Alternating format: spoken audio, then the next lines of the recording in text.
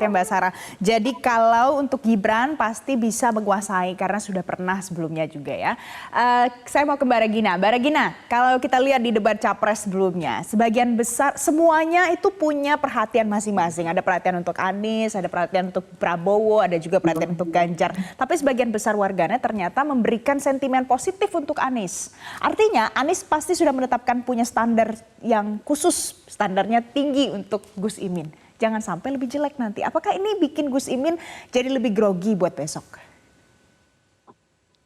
Oke, menurut saya di awal Pak Anies memilih Gus Imin sebagai calon wakil presiden beliau, mendampingi beliau, itu Pak Anies sudah tahu bahwa mereka ini akan menjalankan kepemimpinan duit tunggal, di mana mereka berdua punya kapasitas, level of knowledge, dan juga experience yang sepadan, bukan sebagai hanya ban serep gitu kan. Jadi memang Pak Anies ketika memilih beliau, beliau sudah yakin bahwa Pak Anies itu mampu punya level yang sama dengan Pak Anies.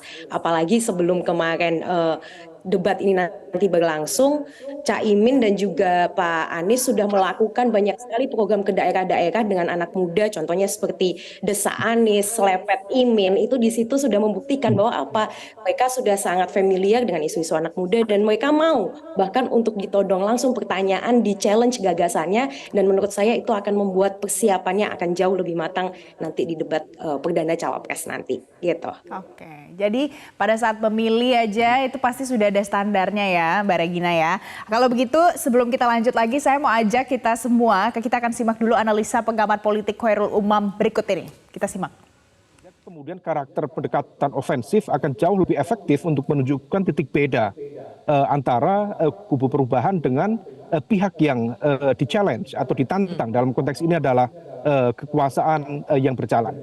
Nah itu, saya mau ke Mas Seno. Mas Seno, Profesor Mahfud menyebut tidak perlu persiapan khusus, tapi di debat nanti Pak Mahfud akan samakah seperti Pak Ganjar yang kemarin main aman saja. Main aman ini kan sentimen yang akhirnya dimunculkan oleh masyarakat. Atau nanti akan menyerang, karena biasa kita tahu Pak Mahfud akan belak-belakan. Ya, debat itu dalam persepsi kami dan persepsi Pak Mahfud adalah momentum untuk melakukan penajaman visi misi dan pendalaman visi misi dari masing-masing kandidat. Maka yang disampaikan Pak Mahfud itu kenapa tidak perlu persiapan khusus, karena kalau yang namanya visi misi itu adalah bentuk dari cerminan harapan, pikiran, ya, gagasan yang diuji melalui berbagai macam pengalaman panjang. Tidak perlu dipelajari sendiri lagi, hanya cukup kemudian ditambahi beberapa informasi yang menambah wawasan, kemudian disampaikan ke publik. Jadi dalam pemahaman kami Mbak, nggak ada namanya itu menyerang atau menjadi ofensif atau menjadi bertahan, atau nanti ada gelandang serang, gelandang sayap kiri kanan, nggak ada. Buat kami dalam perdebatan itu yang penting adalah penajaman gagasan dan visi misi. Dan menarik kalau melihat positioning Pak Mahfud MD dalam debat cawapres besok, tentu konteksnya akan berbeda dengan debat capres kemarin. Hari ini kita melihat antusiasme yang luar biasa dari pemilih muda, dan banyak yang meragukan Pak Mahfud ini bisa ngomong tentang ekonomi enggak, itu dengan latar belakangnya yang sebenarnya jauh dari dunia ekonomi yang sedang dibahas besok. Tapi sebenarnya kita juga siap dengan memberikan kejutan. Yang namanya Pak Mahfud MD itu kayaknya kalau dalam posisi yang hari ini beliau tidak terlalu dianggap akan menguasai, besok kita rasa akan sangat memberikan banyak kejutan-kejutan yang bisa memberikan punchline-punchline yang akan ramai di media sosial. Saya rasa akan menarik debat cawapres pertama besok. Jadi Anda mengatakan besok Pak Mahfud akan memberikan kejutan. Sebelumnya Gus Imin juga mengatakan akan memberikan kejutan. Gibran juga nanti pasti memberikan kejutan. Tapi Mas Seno, ada pertanyaannya seperti ini. 1, jelas perubahan. 2, lanjutkan. 3, ini konsepnya apa ya? Karena belum terjawab setelah debat capres yang kemarin. Publik bertanya-tanya. Besok kira-kira bisa terjawab nggak Mas Seno? Iya, sangat bisa. Sudah kita jelaskan berkali-kali. Sebenarnya gini Mbak. Di dalam pemerintahan baru manapun, tidak ada pemerintah yang bisa melakukan perubahan 100% dari pemerintah sebelumnya.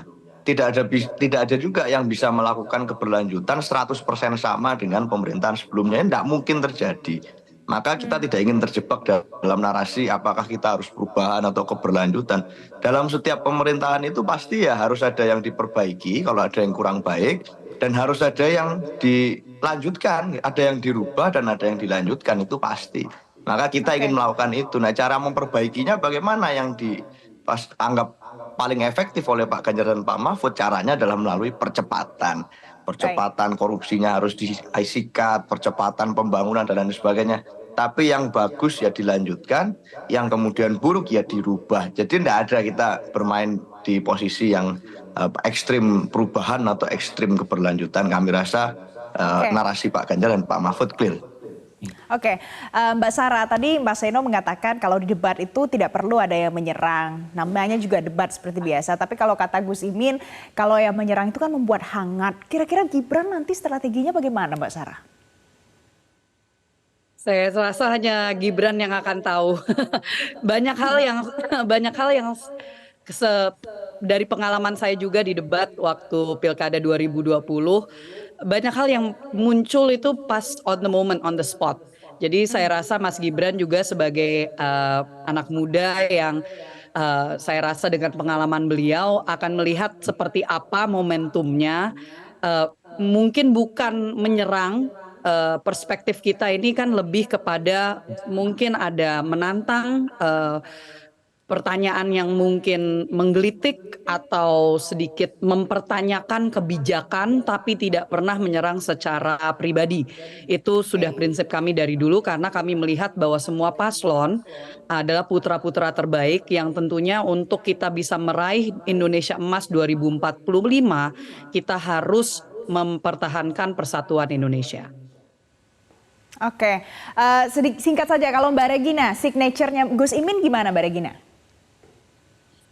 Kalau kita nggak menyerang ya, tapi kita menyelepet Mbak, dalam tanda arti karena di situ kan ruang publik untuk diskusi, kita nggak mungkin monolog, di situ akan ada dialog. Kalau monolog kan bisa di-setting up ya, bisa dipersiapkan, tapi ketika cawapres satu menanyakan, men-challenge gagasan satunya, kita membuka ruang diskusi, kita tahu the real character of someone ya dari situ, karena tidak ada setting up, dan di situ tidak ada tuh yang namanya artificial lagi, tapi real, nggak kayak banner-banner gimmick yang artificial gitu kan. Jadi menurut saya memang strategi kita sederhana, Caimin akan menyelepet beberapa gagasan ataupun janji-janji yang dianggap kayaknya ini agak halu gitu ya, yang lebih realistis bagaimana nih, arahnya mungkin ke situ kita nanti. Kalau begitu berarti dua cawapres lainnya harus siap-siap diselepet sama Gus Imin besok ya Mbak Regina ya.